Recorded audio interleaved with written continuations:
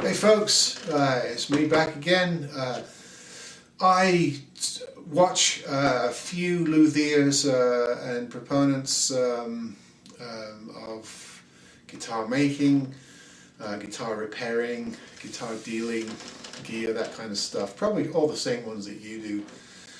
And every couple of weeks I catch up and watch a few favorites. And I just happened to catch a video from about a month ago from the China guitar Sceptic. As you know, I've mentioned it before on my site, and was sad to hear that he had another strike against him for I think from Martin Guitars, for, in their eyes, advocating the counterfeit trade of Chartin or Martin copies from China. And by copies I mean companies that pass off guitars with stealing the logo from the company they're trying to emulate, not just using their dimensions or creating a homage guitar, but actually trying to pass it off. You all know what I mean. There's loads of them on the internet, there's loads of them on AliExpress, Alibaba, probably still a few on eBay. I think they're cracking down on them. I think that they are trying to get them out of the marketplace. I know that Martin is very, very aggressive. Gibson not so much, but they are too. Fender as well.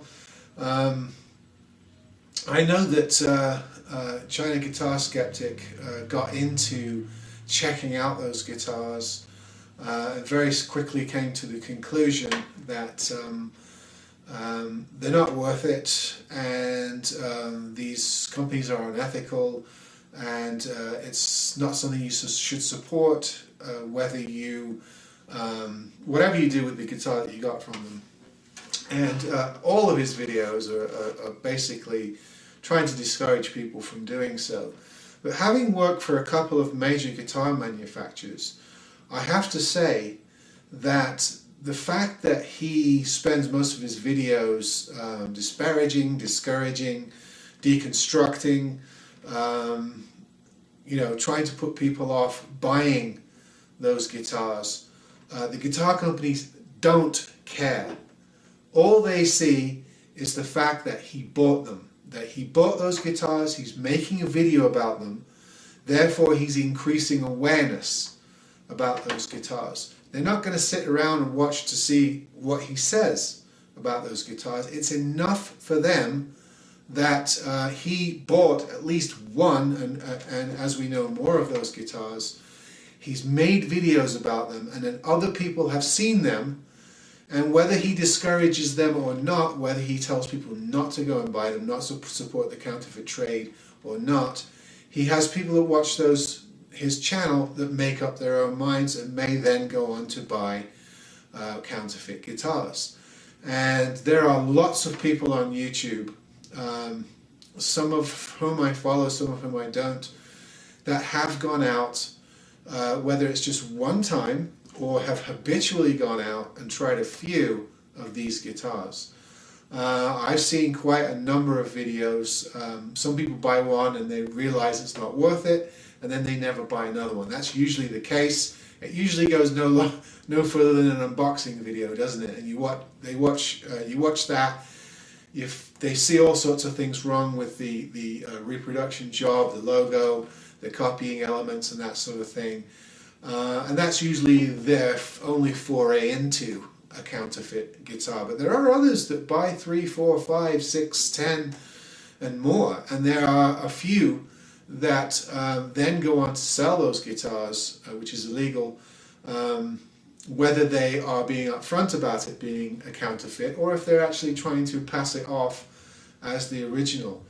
Martin and the other companies don't care what your intent is when you make these videos, when you show people these guitars. It's enough that you've bought one and that you're talking about it, and you're allowing your viewer to make a decision about whether they want to check one out, whether they agree with your putting it down or not. So that's my take on it, and I wrote on his page, keep your guitar channel, keep doing it. It's interesting, it's great, it's fun, you're a good bloke. Make it all about the guitar you're trying to design. Make it about guitars in general. There's lots of good guitars on the market without having to deal with the counterfeit trade.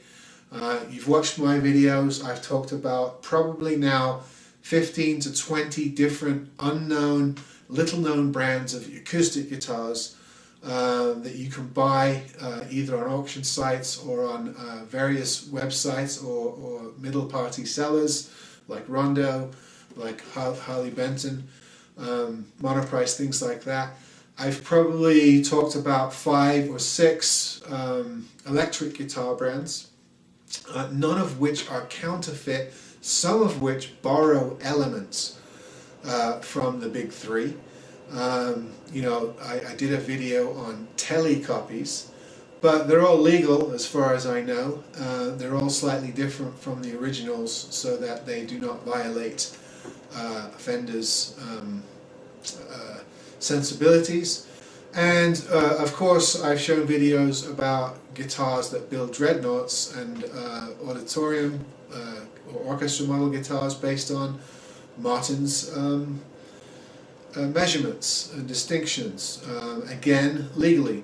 So there's enough out there. I think there's lots of interesting China guitars, Korean guitars, Vietnam guitars, other Asian country guitars, guitars now being made in India, little known boutique guitars all over the US and Europe and UK.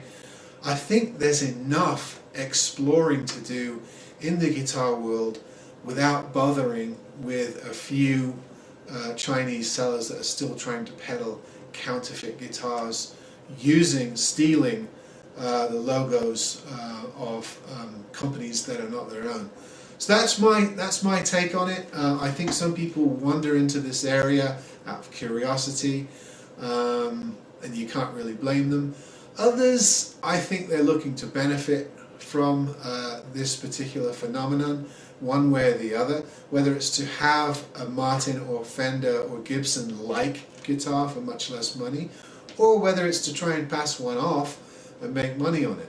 I personally have nothing to do with it. I stay away from it. I don't want anything with a fake logo on it. I don't want anything from a company that engages in those sorts of practices. Not because I have any weird reverence for the big guitar corporations. As you can tell from my videos, I don't. I often am talking up lesser brands that I think compete with some of the larger brand corporations that make guitars. But because I think there's enough being done in the guitar world that's interesting, that's stimulating. You know, makers that are making interesting guitars without violating anyone's property rights or patent rights. There's lots of things to discover every time I sit down to to make a video. I'm presented with the choice, which one should I talk about today? There's always a lot of exciting new things to talk about. I don't have to worry about a few sellers on AliExpress making fake Martins and fake Gibsons. It's not really that important. They don't. Some of them do remarkably close copies, but a lot of them do really shoddy work, and they're still charging $150, $200, $250, $300 for one of those guitars. It simply isn't worth it. It doesn't interest me.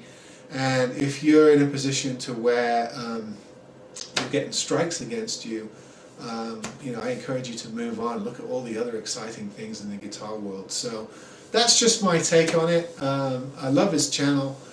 He seemed down on that video, so I hope that he finds a way to move past these strikes and keep going with his material.